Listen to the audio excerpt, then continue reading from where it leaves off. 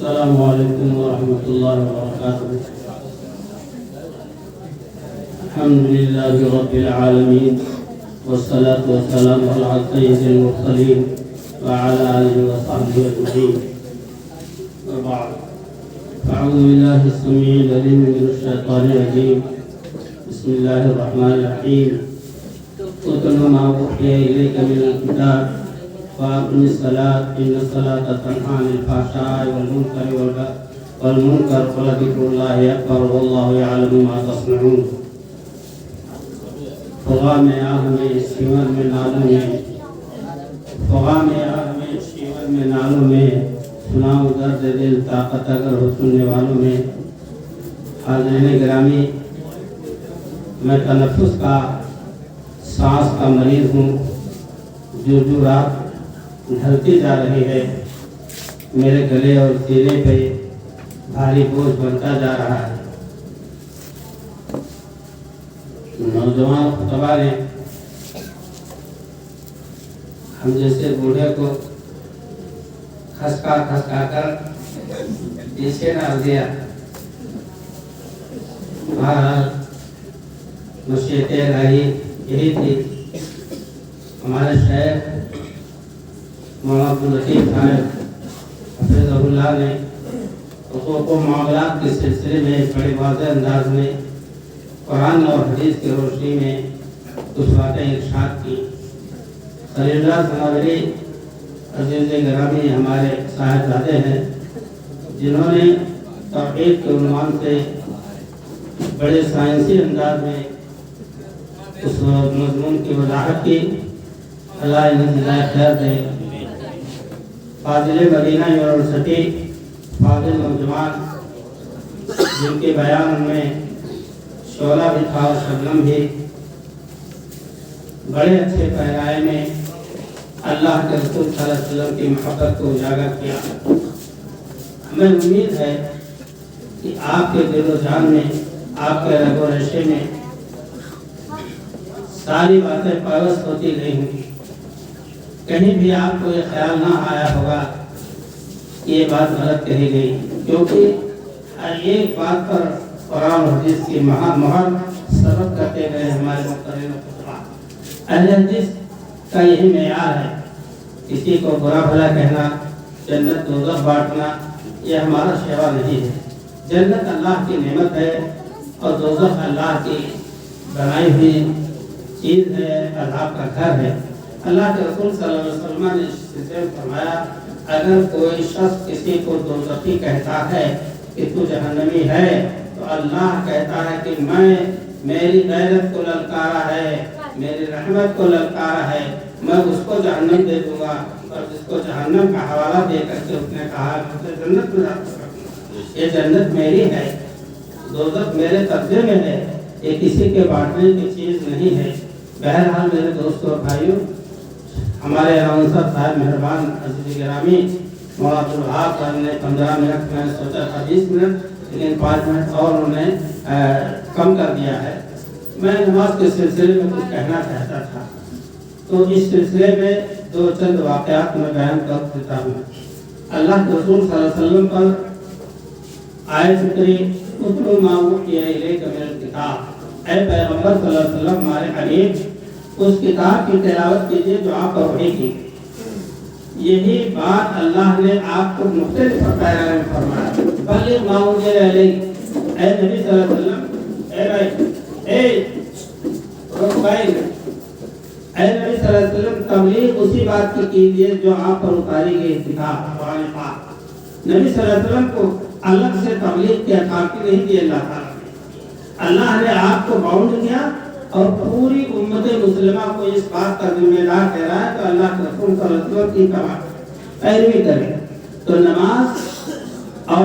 قائم کیجیے، اس لیے کہ نماز برائیوں سے روکتی ہے، اور ذکروں میں سب سے بڑا ذکر یہی نماز ہے۔ نماز مذہب اسلام کا اساسی اور بنیادی رکن ہے۔ بنی الاسلام والخمس شہادت لا الہ الا اللہ وان محمد رسول اللہ وإقام الصلاۃ وإیتاء الزکاۃ۔ اللہ کے رسول صلی اللہ علیہ وسلم نے ارشاد فرمایا، اسلام کی بنیاد 5 چیزوں پر قائم کی۔ ایک تو توحید، اور رسالت کا اقرار، اور اس کے بعد سب سے پہلا حکم نماز کا قیام ہے، جس سے ہم اکثر طور سے غافل ہیں، بہت بری طرح سے غافل ہیں۔ ہم جانتے ہی نہیں اس بات میں کہ ہم مسلمان ہیں کہ نہیں۔ ہم صحابہ کرام حضور اکرم صلی اللہ علیہ وسلم کی سیرت کے حوالے سے تو واقعہ بیان کروں گا بس۔ ایک تو یہ کہ اللہ کے رسول صلی اللہ علیہ وسلم کو نماز سے کتنی محبت تھی، وہ ساری روایتیں میں چھوڑ رہا ہوں، ساری حدیثیں چھوڑ رہا ہوں۔ آپ صلی اللہ علیہ وسلم غزوہ خندق کے موقع پر کفار و مشرکین کے الغار سے وہ چاہتے تھے کسی بھی طریقہ سے مدینہ کے اندر ہم داخل ہو جائیں، اتنا اٹیک کیا، لیکن خندق قائم تھی اور داؤ پیچ نہیں چل پا رہا تھا، یہاں تک کہ اس کے دفاع اور اس کے ڈیفنس میں حضور صلی اللہ علیہ وسلم اور صحابہ بالکل سیرا سپر تھے۔ نماز عصر فوت ہو گئی، جب کفار پیچھے ہٹے، تھوڑا سکون ہوا، تب آپ صلی اللہ علیہ وسلم نے عصر اور مغرب کی نماز ادا کی۔ لیکن جانتے ہو آپ صلی اللہ علیہ وسلم کو اتنا درد ہوا، اتنی تکلیف ہوئی ایک وقت کے نماز کے چھوٹ جانے سے، ایسے موقع پر جبکہ بڑی مجبوری تھی، آپ نے اپنی زبان مبارک سے جو دعا دی، ملأ اللہ قبورہم و بیوتہم نارا قد شغلونا عن الصلاۃ الوسطی، اللہ ان کفار کے اور مشرکین کے گھروں اور ان کے قبروں کو اللہ جہنم کی آگ سے بھر دے جنہوں نے مجھے نماز سے غافل کر دیا، عصر کی نماز سے۔ یہ نبی اکرم صلی اللہ علیہ وسلم ہے۔ آپ جانتے ہیں کہ مکہ میں ستائے گئے، راہوں میں کانٹے بچھائے گئے، جسم مبارک پر کوڑے ڈالے گئے، گلے میں چادر کا پھندا ڈال کر آپ کو بھیجا گیا، اور پشت مبارک پر اونٹ سے اوڑھنی رکھی گئی، آپ کے راہوں میں روڑے بنے، اور نبی صلی اللہ علیہ وسلم جب یہاں سے آگے جا کر طائف تشریف لے گئے تو وہاں کے لوگوں نے انکار کر دیا کہ جائیے آپ اپنا راستے لیجیے، ہم آپ کو منہ نہیں رکھتے ہیں، ہوں گے آپ نبی، اگر آپ سچے ہیں تو آپ کو سچائی آپ کے ساتھ، اور اگر برے ہیں تو ہمیں ایسے آدمی سے لگانے کی کیا ضرورت۔ یہی نہیں کیا، وہ بدماشوں کو لگا دیا، وہ ٹانٹ کستے، وہ کوٹنگ کرتے، پتھروں سے مارنا شروع کیا، آپ صلی اللہ علیہ وسلم لہو لہار ہو گئے۔ لیکن جب اپنے نخلا میں آپ جا کر کے سایہ کے نیچے بیٹھے، ایک درخت کے نیچے، تو فرشتہ آیا پہاڑ کا، اس نے کہا ہے اللہ کے رسول بس اشارہ کر دیجئے، میں طائف والوں کو چکنا شروع کر پیس دوں گا پہاڑیوں کے بیچ میں۔ اللہ کے رسول صلی اللہ علیہ وسلم نے کوئی بددعا نہیں کی، بلکہ آپ نے فرمایا اللہم اہد قومی فإنہم لا یعقلون، اے اللہ میری قوم کو ہدایت دے، یہ نہ سمجھ ہے کہ میرے مقصد کو نہیں جانتی، میرے مرتبے سے ناواقف ہے، اور میں جو پیغام لے کر آیا اس کی حقیقت سے بے خبر ہے، اے اللہ تعالیٰ نے ہدایت دے۔ آپ نے فرمایا نہیں ایمان لاتے نہ لائے، ان کی نسلیں ایمان لا سکتی ہیں۔ اللہ کے رسول صلی اللہ علیہ وسلم پر دعا نہیں تھی۔ اللہ غزوہ احد میں دندان مبارک شہید ہوئی، احد کی کڑیاں جو ہے آپ کے چہرے مبارک میں گھس گئی، آپ صلی اللہ علیہ وسلم ہی کے بارے میں قتل کا ہنگامہ مچ گیا، شور مچ گیا، ہر طریقے سے آپ نے ان کو بددعا نہیں دی۔ بددعا کہاں دی؟ جب آپ کی عصر کی نماز کفار کے الغار سے چھوٹ گئی، جس چیز کے لیے اللہ کے رسول صلی اللہ علیہ وسلم کے 23 سالہ زندگی کھپ گئی اسی میں کہ اللہ کی عبادت قائم ہو جائے دنیا میں، اور بندے اللہ کی عبادت سے جڑ جائے، اگر اس کا ایک وقت بھی ضائع ہوا تو آپ صلی اللہ علیہ وسلم کی زبان مبارک نے شعلہ کی بارش کر دی، ملأ اللہ قبورہم و بیوتہم نارا قد شغلونا عن الصلاۃ الوسطی۔ آج ہم نماز سے اتنے بے خبر۔ حضرت مصعب بن عمیر رضی اللہ تعالیٰ عنہ ایک صحابی ہیں، جب یہ ایمان لائے، میں سب کچھ ختم کر رہا ہوں، جب یہ ایمان لائے تو ان کے والد نے کہا اے مصعب تم میرے گھر سے نکل جاؤ، میری جائیداد میں تمہارا کوئی حصہ نہیں، میں آگ کرتا ہوں جائیداد سے، اور یہ کپڑے بھی اتار دو، میری کمائی کے ہیں۔ مصعب بن عمیر نے ان کے لڑکے نے اتار دیا، ماں کے پاس پہنچے، ماں سے گزارش کیا ماں کوئی کاٹ پھٹی دے دو، کوئی کمبل کا ٹکڑا دے دو، میں اپنی ستر چھپا لوں، شرمگاہ چھپا لوں۔ ابا نے ہم کو گھر سے نکال دیا، زمین جائیداد سے آگ کر دیا،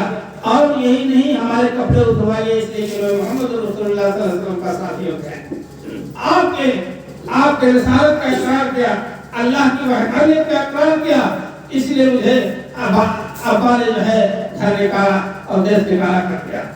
ماں نے بڑی نفرت سے کاٹ کا ٹکڑا پھینکا اور کہا جلدی گھر سے نکل جاؤ، تمہاری کوئی گنجائش نہیں۔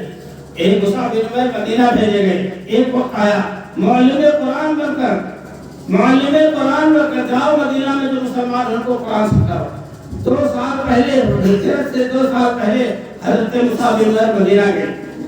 آپ صلی اللہ علیہ وسلم کو تشریف لے گئے اور مسجد نبوی تعمیر ہو گئی۔ ایک وقت آیا مصعب بن عمیر رضی اللہ تعالیٰ عنہ آئے،